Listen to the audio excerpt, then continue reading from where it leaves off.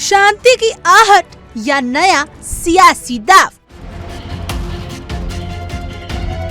Soviet युग से hi tech जंग तक का सफर। रूस की युद्ध अर्थव्यवस्था पर गहरे हमले। एक हाथ में शांति, दूसरे हाथ में ताकत।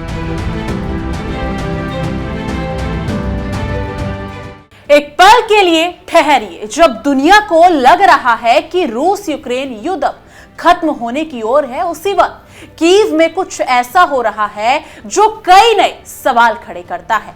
शांति वार्ता चल रही है, लेकिन भरोसा डगमगा रहा है। अमेरिकी मध्यस्थर है, फिर भी ज़ेलेंस्की अपने दम पर हथियार बनाने में जुटे हैं। क्या यह सिर्फ एक एहतियात है या किसी बड़े टकराव की तैयारी? यही सस्पेंस अब पूरी दुनिया की सांसें थामे हुए है। नमस्कार दोस्तों, आप देख रहे हैं इंडिया डेली का डिजिटल प्लेटफॉर्म और मैं हूं आपके साथ तान्या त्यागी। नमस्कार दोस्तों, मेरा नाम भावना सुखीजा है। एक पल के लिए रुकिए और सोचिए, जब दुनिया रूस यूक्रेन युद्ध के खत्म होने की उम्मीद पाल रही है, उसी वक्त पर्दे के पीछे क्या कोई बड़ा खेल चल रहा है? 4 साल से ज्यादा समय से जारी इस जंग ने पूरी वैश्विक राजनीति को हिलाकर रख दिया है। अब जब अमेरिका की मध्यस्थता में शांति समझौते की बातें तेज हुई हैं, तो यूक्रेन के राष्ट्रपति ज़ेलेंस्की के कदम कई सवाल खड़े कर रहे हैं। क्या वाकई शांति करीब है या ये सिर्फ एक रणनीतिक विराम है? क्या ज़ेलेंस्की को अब अमेरिका पर भरोसा नहीं रहा? और क्या डोनाल्ड ट्रंप के फैसलों ने इस भरोसे को तोड़ दिया है? आज हम उन्हीं सवालों के जवाब तलाशने की कोशिश करेंगे। दरअसल अमेरिका की अगुवाई में चल रही शांति वार्ताओं के बीच ज़ेलेंस्की अपनी तैयारियों को और धार दे रहे हैं। ये सिर्फ कूटनीतिक तैयारी नहीं लग रहा, बल्कि सैन्य और रणनीतिक तैयारी भी है। ज़ेलेंस्की खुद कह चुके हैं कि अमेरिका के साथ चल रही वार्ता में प्रस्तावित समझौते कुछ दिनों में अंतिम रूप ले सकते हैं। इसके बाद अमेरिकी दूत इसे सीधे क्रेमलिन तक ले जाएंगे और अगले वीकेंड में अमेरिका में आगे की बैठक हो सकती है। लेकिन इसी बीच यूक्रेन का व्यवहार ये इशारा कर रहा है कि वह अब किसी एक ताकत पर निर्भर नहीं रहना चाहता। बिल्कुल भावना, अगर नजर डाली जाए सोमवार को बर्लिन में हुई अहम वार्ता के बाद ज़ेलेंस्की ने साफ शब्दों में कहा कि अमेरिका के साथ बनी शांति योजना परफेक्ट नहीं है, लेकिन व्यवहारिक है। ये बयान अपने आप में बहुत कुछ कह देते हैं। परफेक्ट नहीं यानी यूक्रेन की सभी शर्तें पूरी नहीं हुई है। व्यवहारिक यानी फिलहाल इससे बेहतर विकल्प शायद मौजूद नहीं है। लेकिन ज़ेलेंस्की ने यह भी चेतावनी दी कि कुछ बेहद अहम मुद्दे अब भी अनसुलझे हैं, खासकर रूसी कब्जे वाले यूक्रेनी इलाकों का भविष्य। यही वो बिंदु है जहां शांति की राह सबसे ज्यादा मुश्किल होती जा रही है। इसी बीच अमेरिका के नेतृत्व वाले शांति प्रयासों में तेजी जरूर आई है, लेकिन अब सारी निगाहें मॉस्को पर टिकी हैं, यानी रूस पर टिकी हैं, क्योंकि रूसी राष्ट्रपति पुतिन इस प्रस्तावों पर आपत्ति जता सकते हैं, खासकर यूक्रेन के लिए युद्ध के सुरक्षा गारंटी को लेकर। पुतिन के लिए ये सिर्फ एक कागजी समझौता नहीं है, बल्कि रणनीतिक संतुलन का सवाल है। वॉशिंगटन, कीव और पश्चिमी यूरोप के अधिकारियों द्वारा तैयार प्रस्ताव रूस को कितने मंजूर होंगे, यह अभी भी साफ नहीं है। ज़ेलेंस्की का दावा है कि बर्लिन वार्ता के बाद यूक्रेन मजबूत सुरक्षा गारंटी के बेहद करीब पहुंच चुका है।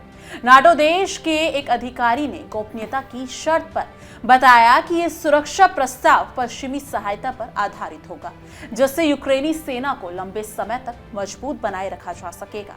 लेकिन सवाल यही है, क्या यह सहायता वैसी होगी जैसे यूक्रेन उम्मीद कर रहा है, या फिर कागजों में मजबूत और जमीन पर कमजोर साबित होगी?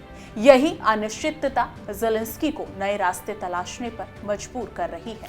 और शायद यही वजह है कि यूक्रेन अपने दम पर अपनी सुरक्षा की योजना पर काम कर रहा है।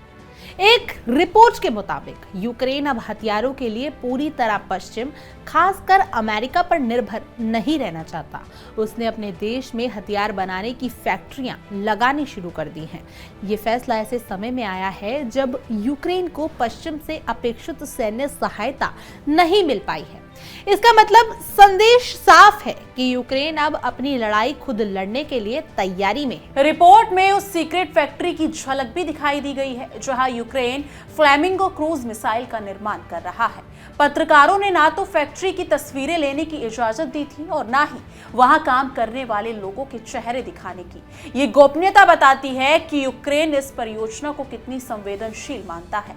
युद्ध के बीच भी यूक्रेन अपने हथियार उद्योग को तेजी से मजबूत कर रहा है और यही बात रूस के लिए सबसे बड़ा संकेत है। राष्ट्रपति ज़ेलेंस्की के मुताबिक आज यूक्रेन अपनी जरूरतों के 50% से ज्यादा हथियार खुद बना रहा है। लंबी दूरी के लगभग सभी हथियार अब घरेलू स्तर पर तैयार किए जा रहे हैं। युद्ध की शुरुआत में यूक्रेन सोवियत युग के पुराने हथियारों पर निर्भर था, लेकिन पश्चिमी सहायता से हुए आधुनिकीकरण ने उसे ड्रोन और रोबोट जैसे मानव सहित सिस्टम में एक लीडर बना दिया है। अब घरेलू क्रूज मिसाइलें इस ताकत को और आगे बढ़ा रही हैं। फायर पॉइंट कंपनी की मुख्य तकनीकी अधिकारी इरिना तेहरे ने फ्लैमिंगो मिसाइल को लेकर दिलचस्प जानकारी दी। उन्होंने बताया कि फ्लैमिंगो अब काली रंग की है, जबकि शुरुआती प्रोटोटाइप गुलाबी थे। मजाकिया अंदाज में उनका कहना था कि मिसाइल रूसी तेल को खा जाती है, लेकिन इस मजाक के पीछे एक सख्त सच्चाई छिपी है।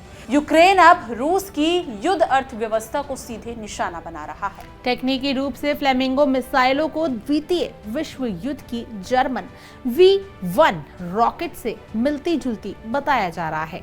इसकी रेंज करीब 3000 किलोमीटर है, जो अमेरिकी टॉम हॉक मिसाइल के बराबर मानी जा रही है। गौर करने वाली बात यह है कि अमेरिकी राष्ट्रपति डोनाल्ड ट्रंप ने यूक्रेन को टॉम हॉक मिसाइल देने से इनकार कर दिया था और शायद यहीं से ज़ेलेंस्की का अमेरिका पर भरोसा डगमगाने लगा। फ्लैमिंगो मिसाइल का इस्तेमाल पहले ही युद्ध में किया जा चुका है। हालांकि कंपनी ने किसी खास लक्ष्य की पुष्टि नहीं की, लेकिन संकेत साफ है। यूक्रेन अब रूस के भीतर गहरे हमले करने की क्षमता हासिल कर चुका है। ये गहरे हमले सिर्फ सैन्य नहीं बल्कि आर्थिक चोट भी है। रूस की युद्ध अर्थव्यवस्था को कमजोर करना यूक्रेन की रणनीति का अहम हिस्सा बन चुका है। यूक्रेन के सशस्त्र बलों के प्रमुख जनरल ओलेक्जेंडर सिस्की के मुताबिक लंबी दूरी के हमलों से रूस की अर्थव्यवस्था को इस साल 21.5 अरब डॉलर से ज्यादा का नुकसान हुआ था। यह आंकड़ा बताता है कि यूक्रेन की रणनीति सिर्फ रक्षा तक सीमित नहीं है, वह आक्रामक दबाव बनकर रूस को बातचीत की मेज पर मजबूत करना चाहता है। अब सवाल ये है कि जब शांति वार्ता चल रही है तब यूक्रेन इतनी तेजी से अपने हथियार क्यों बना रहा है? क्या ये शांति की तैयारी है या अगली जंग की? ज़ेलेंस्की के बयान और यूक्रेन के कदम बताते हैं कि वो किसी भी हाल में कमजोर स्थिति में समझौता नहीं करना चाहते। अमेरिका की मध्यस्थता पर भरोसा अब शर्तों के साथ जुड़ा हुआ दिखता है। डोनाल्ड ट्रंप के फैसले ने इस अविश्वास को गहराया है। टॉम हॉक मिसाइल देने से इनकार और पश्चिमी सहायता में उतार चढ़ाव ने यूक्रेन को आत्मनिर्भर बनाने की राह पर ढकेल दिया है। यूक्रेन ये समझ चुका है कि वैश्विक राजनीति में स्थायी दोस्त नहीं होते, केवल स्थायी हित होते हैं, और इसी सोच के साथ वह आगे बढ़ रहा है। शांति समझौते की संभावनाओं के बीच ये भी साफ है कि रूस आसानी से झुकने वाला नहीं है। पुतिन के लिए सुरक्षा गारंटी और यूक्रेन की सैन्य ताकत सीधे तौर पर रूस की रणनीतिक स्थिति से जुड़ी है। ऐसे में आने वाले दिनों में होने वाली बैठकें सिर्फ समझौते की नहीं बल्कि ताकत के संतुलन की परीक्षा होगी। तो तस्वीर बिल्कुल साफ है, एक तरफ शांति की मेज तो दूसरी तरफ हथियार की फैक्ट्रियां। ज़ेलेंस्की एक हाथ से बातचीत कर रहे हैं तो दूसरे हाथ से अपनी ताकत बढ़ा रहे हैं। सवाल यही है कि क्या ये रणनीतिक यूक्रेन को स्थायी शांति दिलाएगी या दुनिया एक नए और खतरनाक मोड़ की ओर आगे बढ़ जाएगी? आने वाले दिन तय करेंगे कि भरोसा टूट चुका है या सिर्फ परखा जा रहा है। बिल्कुल, यहाँ देखने वाली बात होने वाली है कि आने वाले दिनों में क्या कुछ होता है। ज़ेलेंस्की की तैयारियां जिस हिसाब से नजर आ रही हैं, वो लग रहा है कि आने वाले दिनों में कुछ और बड़ा होने वाला है। लेकिन इस पर पुतिन का क्या कुछ रुख होता है, रशिया इस पर क्या कुछ रुख अपनाता है, वो देखना भी काफी महत्वपूर्ण होने वाला है। लेकिन इस मुद्दे पर और इस तैयारी को लेकर आपकी क्या राय है? कमेंट सेक्शन में अपनी राय जरूर साझा कीजिएगा। बाकी देश और दुनिया की तमाम बड़ी खबरों के लिए देखते रहिए इंडिया डेली और हमारा खास शो तहकीकात, हर खबर की तह तक।